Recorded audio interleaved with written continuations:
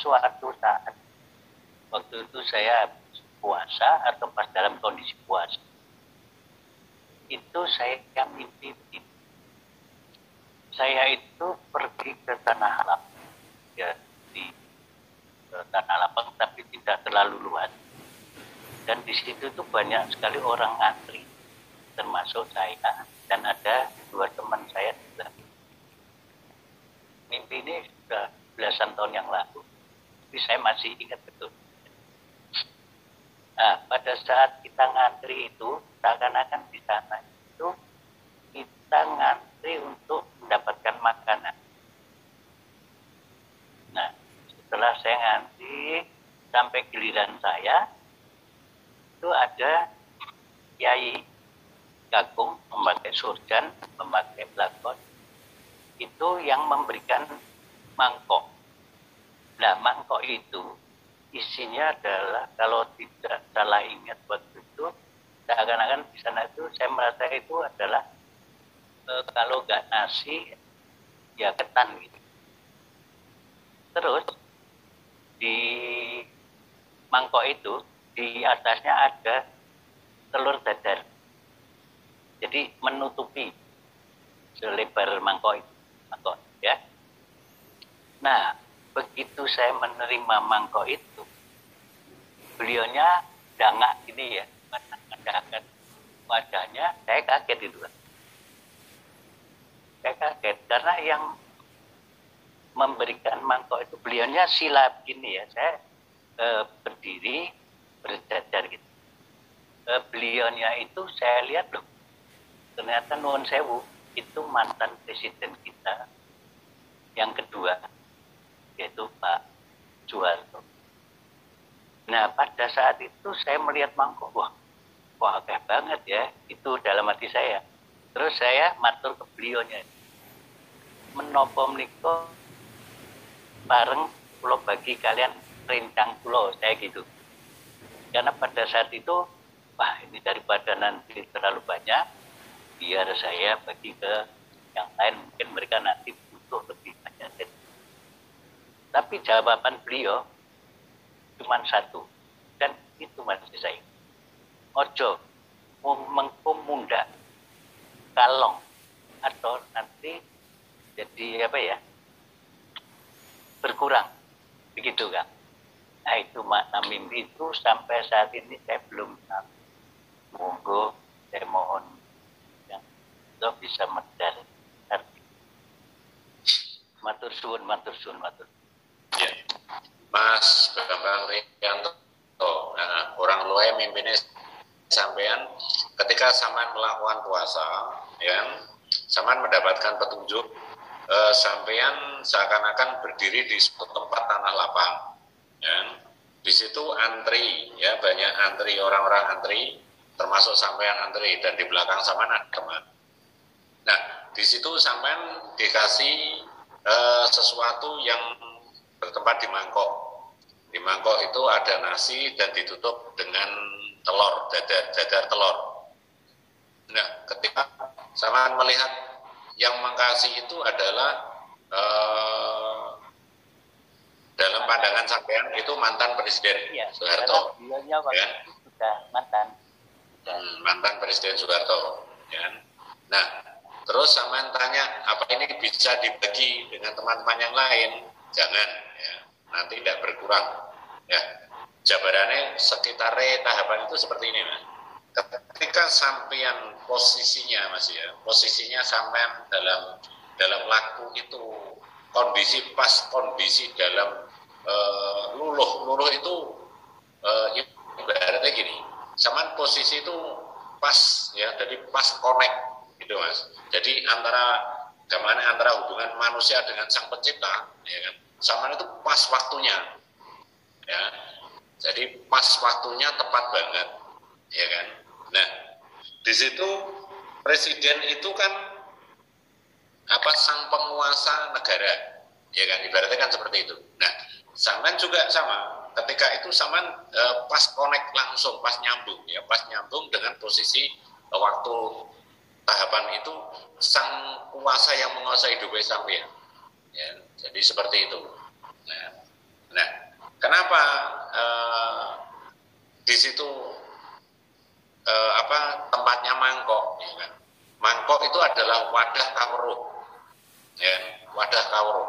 Jadi sampean mendapatkan kawruh, ya kan? Yang selama ini sampean cari, mungkin seperti itu ya. Yang selama ini sampean cari. Jadi isinya apa? Sego. Sejatinya gogoi, Gogoi itu sejatinya sampean masih mencari. Ya, dalam tahapan itu masih mencari, ya. Nah, di situ ditutup dadar rendok, ya. Jadi sampean mencari dalam tahapan-tahapan, ya, tahapan perjalanan.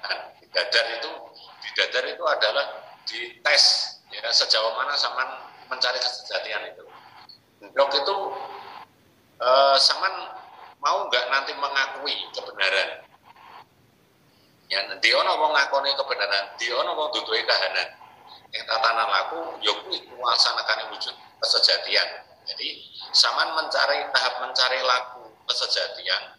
Kira-kira mau nggak nantinya sampean ini untuk menjalani hidup ini dengan sesuai konteks kebenaran? Nah, laku konteks kebenaran di situ ya mungkin ya ini ditemukan dalam laku wujud jiwa sempurna ini dengan dasar jangan bohong, harus jujur, jangan dendam atau jangan sombong ini. Seperti itu, ya. Nah, kenapa tidak boleh dibagi dengan orang lain supaya nanti tidak kurang? Ya, karena kalau sampean nanti, ya kan, tahapan ini belum waktunya sudah sampean bercerita, belum melakukan sendiri, itu nanti tidak akan tepat hasilnya. Seperti itu, Mas. Paham ya? Maka lakukanlah sendiri, jangan hanya asal katanya, jangan hanya cerita, ya, jangan hanya cerita nih, tapi langsung praktek dengan sendiri, supaya nanti tidak kurang, ya, paham ya? Maka sesuatu tahapan laku, kalau kita sudah melakukan dengan sendiri, itu tidak akan kurang, tidak akan meleset. Karena kita praktek dengan sendirinya dan memahami arti dalam tahapan laku itu sendiri.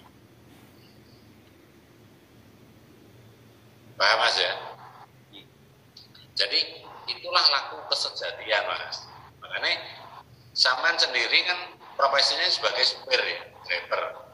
Nah, andaikan sampean ini bisa teori nyupir, ya kan? Belum bisa nyupir tapi sudah bercerita, nyupir gini loh caranya, nyupir gini loh. Tapi disuruh praktek belum bisa, itu kan kurang namanya. Ya, paham ya? Nah, maka lakukanlah sendiri, lakoni sendiri supaya sampean ketemu dengan nilai kebenaran. Seperti itu. Ya. Mudah-mudahan sampean bisa memaknai arti itu sendiri. Oh, berarti aku harus praktek sendiri. Makanya mangkok itu tadi adalah tempat wadah sampean. Nek dipahami mangkok manjingi kahanan kuasane tataan. Ya, seperti itu. Jadi sampean harus mapan, harus manjing. Nah, kuasane kahanan. Jadi sampean harus berada pada tempat yang tepat. Jangan anut grubyuk, jangan hanya syukur, ya, jangan hanya sekedar. Tapi sampean harus mau menempati tempat dan mapan di tempat yang tepat. Jadi nek sego sejatinya gogoi. Jadi sampean sudah menempatkan tempat yang tepat dan mencari. Gogoi itu adalah mencari, ya. Dan mencari tahapan-tahapan yang nilainya kebenaran. Ya, dok itu diono dudoi kahanan, ing kono tatanan mapan ono kebenaran. Seperti itu. Ya, tentang sampean memahami laku ini benar atau tidak itu urusan masing-masing. Ya, laku menuju jiwa sempurna dengan konteks jangan bohong, harus jujur, jangan dendam, jangan sombong, dan adanya diri pribadi. Ini dipersepsikan baik atau kurang baik, ya, pas atau kurang pas, itu adalah keputusan pribadi masing-masing. Tapi menurut pemahaman awam pun ya kan, kalau jangan bohong ini dianggap tidak baik, nah, ya itu suka-suka. Nah, kalau pemahaman harus jujur ini dianggap tidak baik, ya itu urusan masing-masing, ya suka-suka gitu ya. Pemahaman jangan dendam atau jangan sombong dianggap kurang baik atau tidak baik, ya itu ya urusan masing-masing ya. Tapi kalau laku dalam wujud jiwa sempurna, memang konteksnya, dasarnya, paugerahnya hanya 3-1 itu. Gitu. Paham Mas ya? Ya mudah-mudahan bisa. Ini non sewu. Waktu itu saya tidak yakin itu sego atau ketan di antara itu.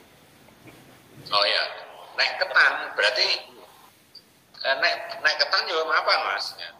Kekeh itu tatak, kekeh itu kuat, tangguh. Kita harus tangguh, kita harus mampu tatanannya laku. Jadi kita dalam mencari laku jati diri, laku kesejatian, kita harus tangguh. Tangguh itu kuat dalam tahapan demi tahapan, yang tatanannya laku, step by step. Ya. Maka seperti ini, Kang Sito kan sering dikatakan macam-macam seperti itu. Kang Sito ya tetap tak jalani. Wong memang laku ojo goro kudu jujur, ojo dendam, ojo sombong iki paling tepat kok.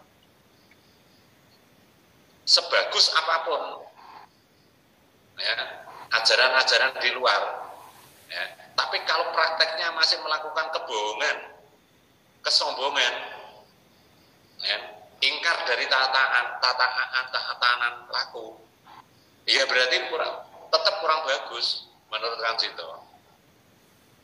Seperti itu.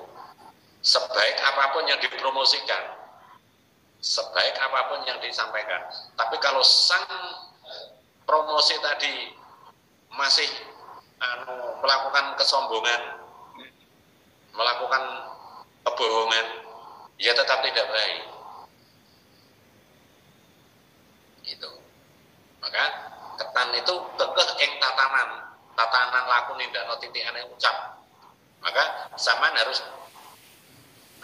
tangguh, harus kuat dalam menyampaikan sesuatu dengan nilai-nilai kebenaran itu. Benar katakan benar, jangan semu, jangan abu-abu. Kalau orang lain baik, tidak sesuai dengan pemahaman kita dianggap jelek. Kalau kita tidak baik, tapi karena kita menganggap baik, ya itu namanya orang yang apa ya menunggui. Itulah namanya Belgedes. Ya, matur suwun Kang Sito.